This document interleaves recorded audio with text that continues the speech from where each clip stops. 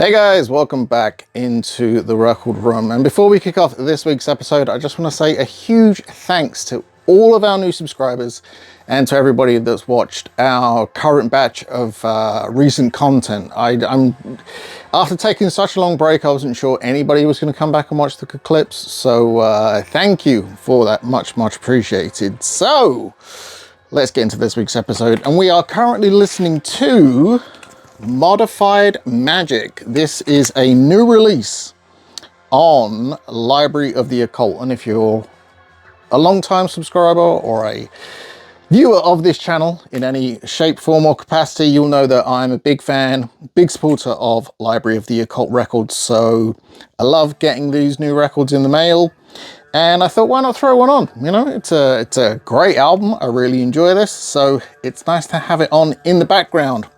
And this is the Modified Magic album called Modified Magic.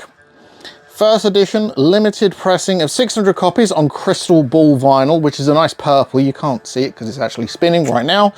But we've got here some notes swirling, skeletal guitars on pale horses, screaming reflections scratched into misty reverb, nightmare reverie under synthetic haze, spectral krautrock with driving percussion submerged under a hypnotic trance. Modified Magic from start to finish is both infectiously groovy and hauntingly phantasmic. From Joe Smith from Station 1. And I have to agree, everything, all of the notes there are perfect. They're spot on. This is File Under Library Music, Psychedelic Krautrock. This is available now from Library of the Occult. You can go and check this out on their Bandcamp, or, you know, anywhere you buy records. You can get Library of the Occult stuff in a ton of places now. So let's kick off this week's episode with some new arrivals, because as you guys know, I have a huge problem in not buying records, as in I can't do it. I accumulate them whether I want them or not. They just arrive. Got a few new pieces this week that I'm happy to share with you. The first being the debut EP from Byzantium. This is, I think it's called a sleeveless robe. Let's have a look here, or a seamless robe. Yes, a seamless robe. There we go.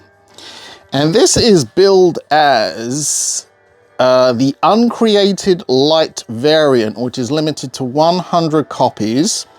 It comes with this really nice obi as well. And on the back here we have Saint Anthony, Pray For Us. This is a collaboration release between Phantom Lure and Repose Records, who, again, as you'll know from this channel, because I've spoken about them many times before, but this is, without a shadow of a doubt, one of my favorite listens at the moment. It has already been out on cassette, I think a couple of ways actually. The first cassette, I think it sold out super fast, so they did another one. And this is an EP, 3 tracks, and essentially what this is just heavy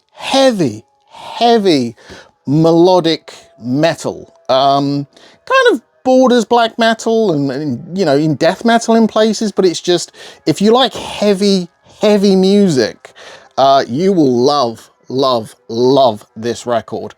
I cannot get enough of this. Whoever is behind this Byzantium project, and I don't know, it's kind of like a mystery.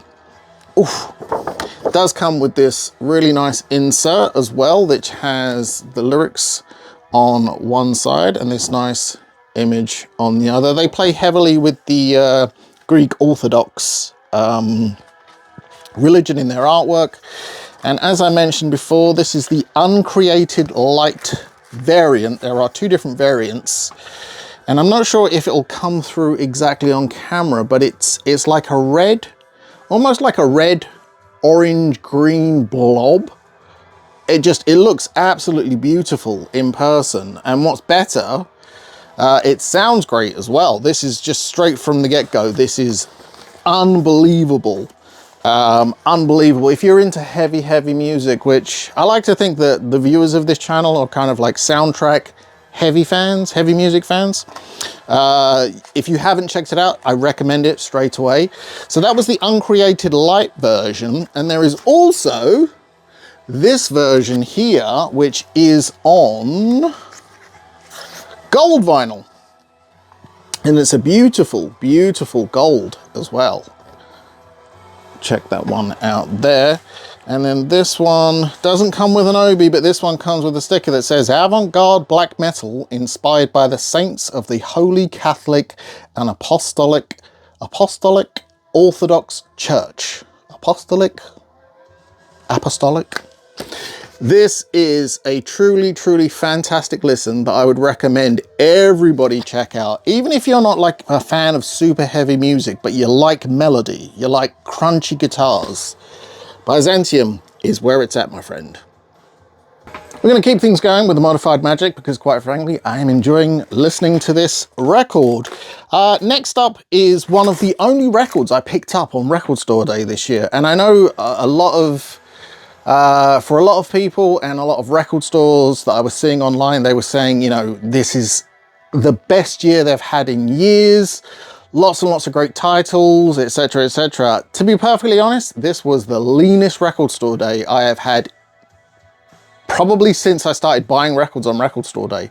There were literally a handful of titles that I was interested in, some of which I did manage to pick up, but I've already sold on. Not at inflated prices, I don't do that, but I just listened to them and just thought, I'm not going to listen to this more than once, so I would rather pass it along to someone that may get the benefit of it.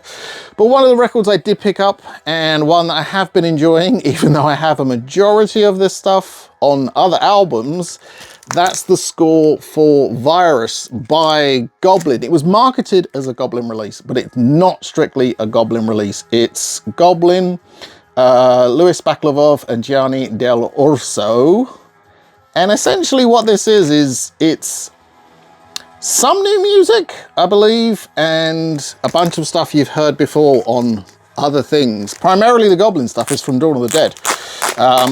And if you're familiar with their score, you'll recognize it straight away. If you're not, it's brilliant, absolutely brilliant.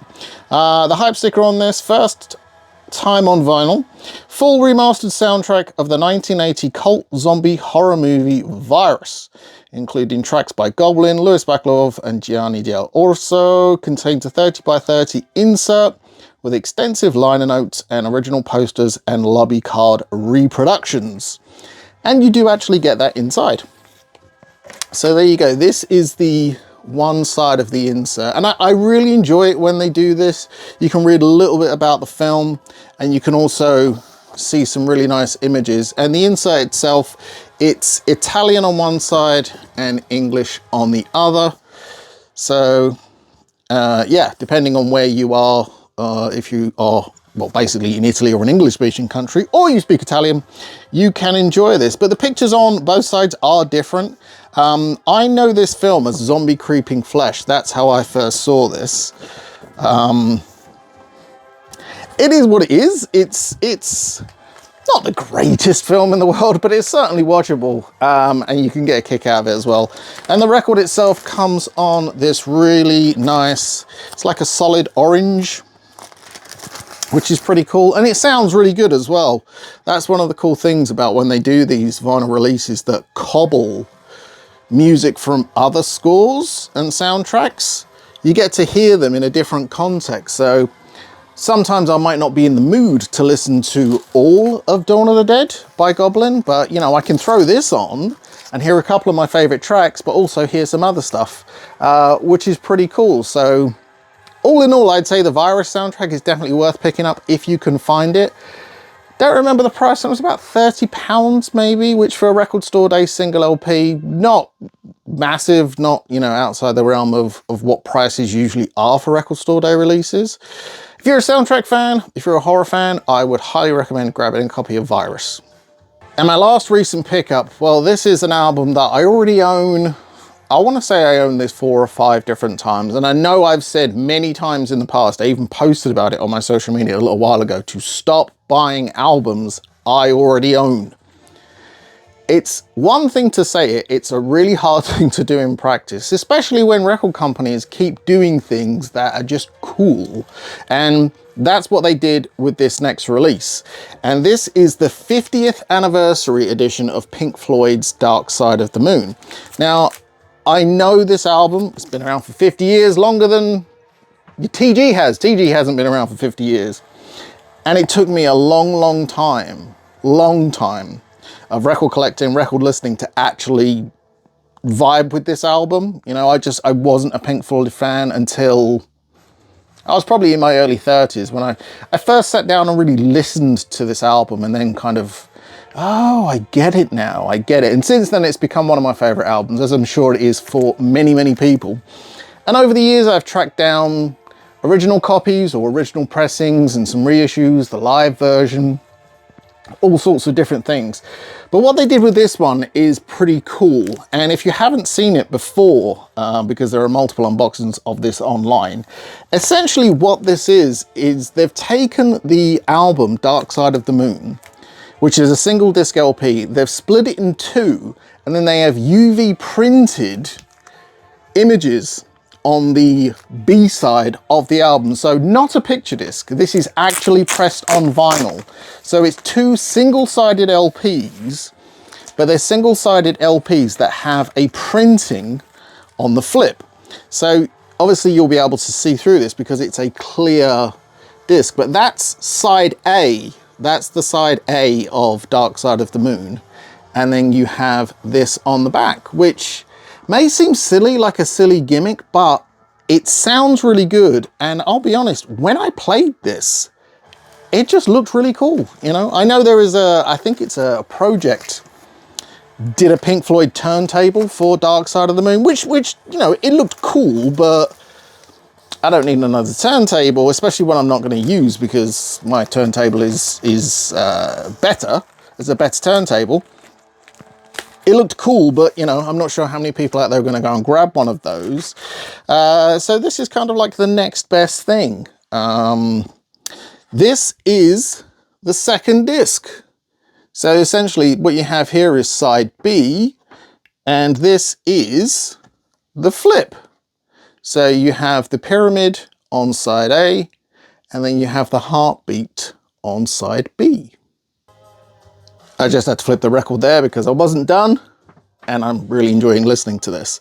It's really cool the way they've done this. I would like to see more of this, you know? As much as I am a fan of picture discs, and I really am, they don't sound great. They've gotten better, absolutely, of course they have.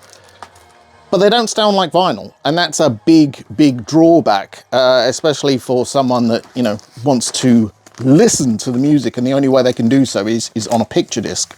So I'll show you the sleeve as well, because it is a little bit different. You do get this nice slip cover. This is a slip cover, and I'll pull this out, and this just has, it may have been updated with the date, but I believe it's exactly the same as the 50th anniversary jacket, that the 50th anniversary version that came out a little while ago. I don't know if they've updated the date. Yeah, 2023. So I think this is the same jacket. They're using the same jacket for the anniversary edition, because this is just another variant, if you will. But it comes, I mean, it's a well printed jacket, and it does come with this lovely poster, which I believe may have been in the 50th anniversary edition as well. So there you go, Pink Floyd, The Dark Side of the Moon.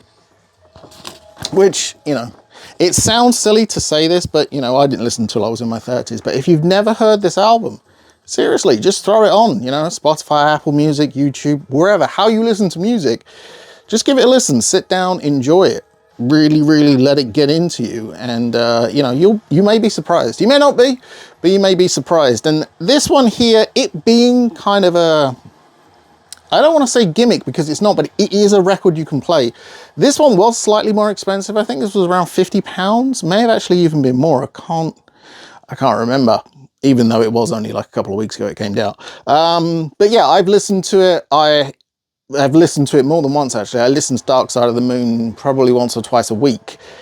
And I'm not going to say this will be my go-to listen in the future, but if it were, it wouldn't be the worst record or the worst version I could listen to.